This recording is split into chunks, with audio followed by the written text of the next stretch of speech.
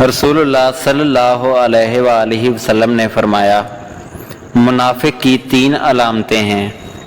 جب بات کرے تو جھوٹ بولے، جب وعدہ کرے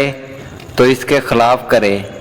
اور جب اس کو امین بنایا جائے تو خیانت کرے۔ رسول اللہ صلی اللہ علیہ وآلہ وسلم نے فرمایا، 4 عادتیں جس کسی میں ہوں تو وہ خالص منافق ہے، اور جس کسی میں ان 4 میں سے ایک عادت ہو تو وہ بھی نفاق ہے جب تک اسے چھوڑ نہ دے۔ وہ یہ ہیں: جب اسے امین بنایا جائے تو امانت میں خیانت کرے، اور بات کرتے وقت جھوٹ بولے،